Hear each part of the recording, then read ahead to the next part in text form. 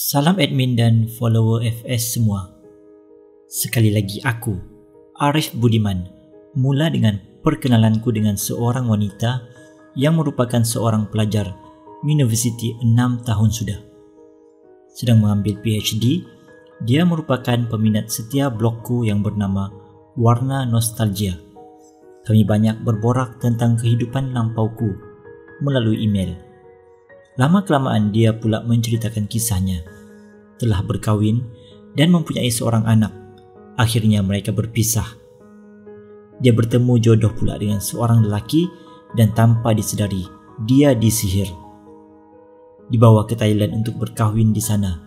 Rupanya suaminya seorang bomoh. Kehidupan dia amat terseksa bila diperlaku seperti hamba. Akhirnya dia membuat keputusan untuk melarikan diri bersama dengan anaknya yang masih kecil. Dia diugut suami jika tidak kembali akan disihirnya dengan menghantar khadamnya. Aku hanya mendengar luahan hati sahabatku ini. Timbul rasa simpati terhadapnya, tapi apakan daya. Dia di KL dan aku di Penang. Kadang-kadang dia merasa seram sejuk bila berada di dalam bilik asramanya. Aku meminta dia membaca ayat-ayat suci Al-Quran dan memasang ayat ruqyah. Suatu hari dia menelpon aku. Suaranya tergetar-getar seolah-olah kesejukan. Katanya dia amat takut. Rasa seram sejuk seolah-olah ada yang sedang memerhati. Aku meminta keizinan darinya agar menghantar sekeping gambar kepadaku. Itu pun kalau dia bersangka baik terhadapku. Akhirnya aku menerima sekeping gambar darinya. Subhanallah, cantik orangnya. Patutlah Tok Bomo tergilakannya. Malam tu aku kosongkan mindaku, lalu fokus ke gambarnya. Aku baca ayat-ayat suci Al-Quran, lalu aku hembus di gambar sahabatku ini. Selesai tugasku, aku hubungi sahabatku dan bertanya kabar. Katanya tadi dia rasa cukup tenang sekali. Tiada perasaan takut. Akhirnya aku minta dia tidur dan disambung esok saja. Seperti biasa, sebelum aku lelapkan mata, aku akan baca dulu Al-Masurat. Aku bermimpi melihat seorang lelaki dengan bercekak pinggang dengan marahnya bila melihat aku. Dia seolah-olah tidak berpuas hati terhadapku. Esoknya aku ceritakan mimpiku kepada sahabatku ini. Dari gambaran mimpi yang aku alami, itulah wajah suaminya. Aku berjanji kepada sahabatku yang aku akan cuba defend dia asalkan dia sendiri tidak pernah melupakan Allah. Tapi apakan daya, jarak yang terlalu jauh telah memisahkan kami. Pernah dia berkata kepadaku yang dia merasa malas untuk solat. Bila nak solat, ada saja yang mengganggu. Rasa letih, seram sejuk, tiada mood dan bermacam-macam lagi yang membuatkan dirinya lemah. Aku hanya mampu buat dari kejauhan, itu saja yang aku mampu. Kadang-kadang bila aku suruh dia kuatkan semangat, kami akan bergaduh dan ketika itu aku sudah dapat syak yang aku bukan lagi berhadapan dengan sahabatku ini. Bila aku baca ayat Quran dan hembus di gambarnya, dia akan merasa lega sedikit. Itu saja yang mampu aku buat dari kejauhan. Suatu hari bila aku buka email, aku mendapat email dari seorang lelaki yang mengaku suami sahabatku ini. Hebat dia sebab dapat detect email aku. Dia memberi amaran akan buat aku mati kalau menolong sahabatku ini. Aku balas dan berkata, bab mati bukan urusan dia, tapi Allah. Kalau dah ajal aku sampai maka matilah aku dan bukan disebabkan dia. Marah lelaki yang bergelar Tok Bomo. Katanya tunggu malam ni dan aku akan merasai natijahnya.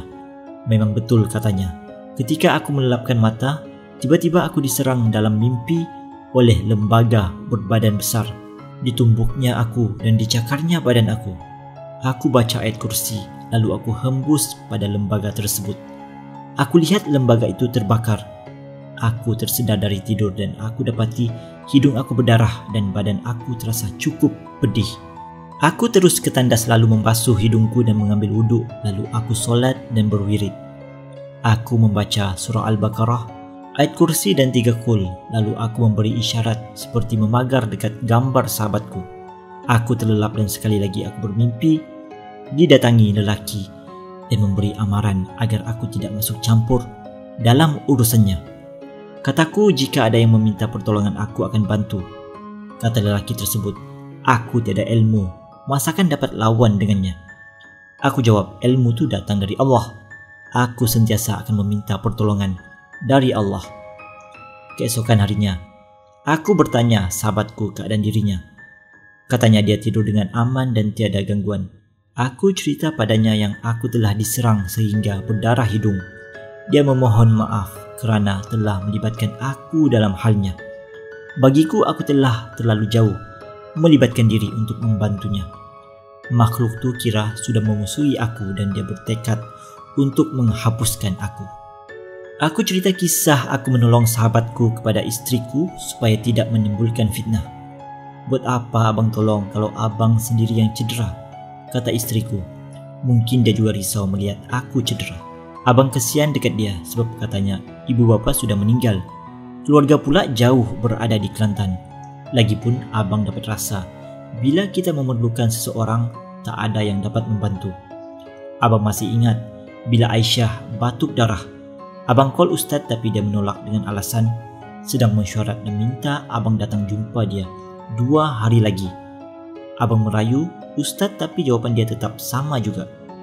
Istriku diam dan akhirnya dia akur aku memberi pertolongan kepada sahabatku. Setiap hari aku akan baca ayat suci Al-Quran lalu aku hembus di gambar dan aku niat di hati, andai kata terdapat gangguan di dalam badan sahabatku ini, moga Allah keluarkan ia. Aku hanya berdoa dan kesannya aku sendiri pun tidak tahu. Hanya pada Allah tempat aku meminta. Syukur, agak lama juga sahabatku dapat menumpukan pelajarannya yang tertangguh. Aku pernah telefon ustaz yang kerap aku lihat, dia berubat untuk bertanya pendapat. Pak Anjang boleh buat, saja tak yakin, kata ustaz. Tapi ustaz saya tak pandai, saya hanya baca ayat Quran dan hembus di gambar sahabat saya, kataku kepada ustaz. Sebenarnya Pak Anjang, kalau kita yakin dengan Allah dari jauh kita boleh ubatkan dan cara Pak Anjang, saya setuju dan saya yakin Pak Anjang boleh buat.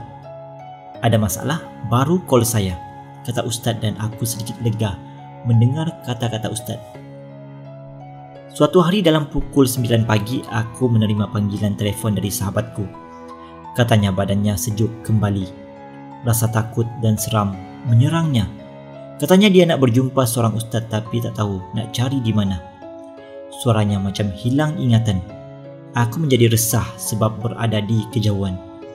Beberapa kali aku call tapi telefon telah dimatikan.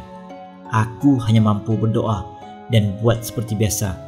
Selepas maghrib aku menerima panggilan telefon dari nombor yang tidak dikenali. Assalamualaikum, ni Encik Arif Budiman ke? Aku mengiyakan. Saya imam dari masjid. Encik kenal tak dengan seorang wanita bernama...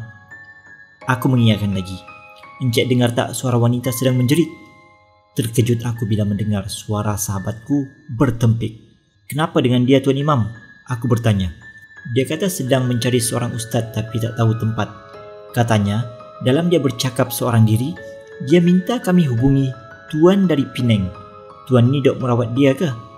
Tanya Tuan Imam. Saya tak pandai sangat, cuma saya bantu dia dengan membaca ayat Quran dan hembus di gambarnya. Terang aku. Macam inilah Tuan.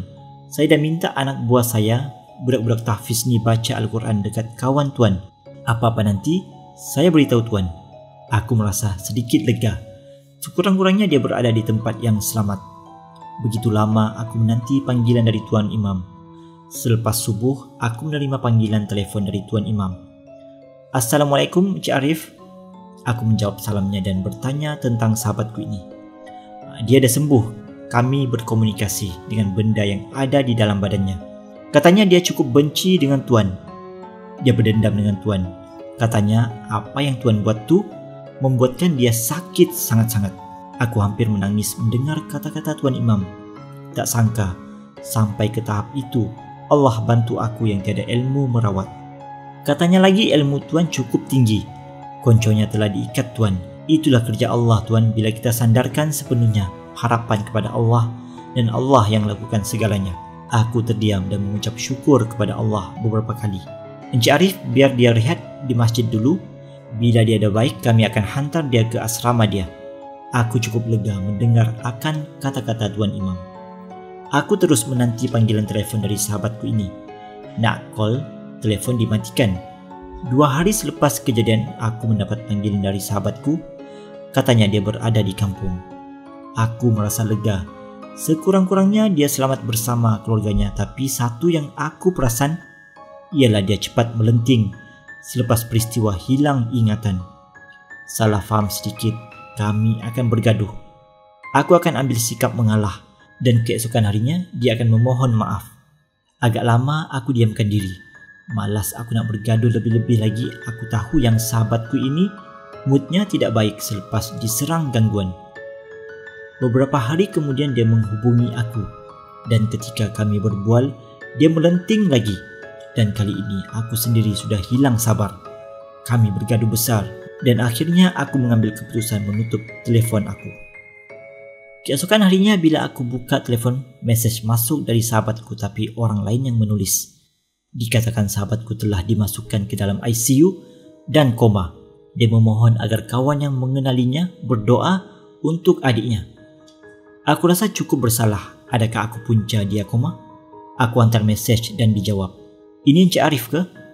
Aku mengiyakan. Terus aku telefon dan berbual dengan kakaknya.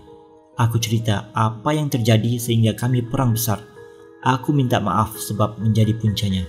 Ada dia cerita kisah Encik merawat dia dekat kami sebelum dia koma. "Encik, maafkan adik kami," menangis kakaknya dalam telefon. Saya sudah maafkan dan saya juga bersalah sebab melayan marahnya.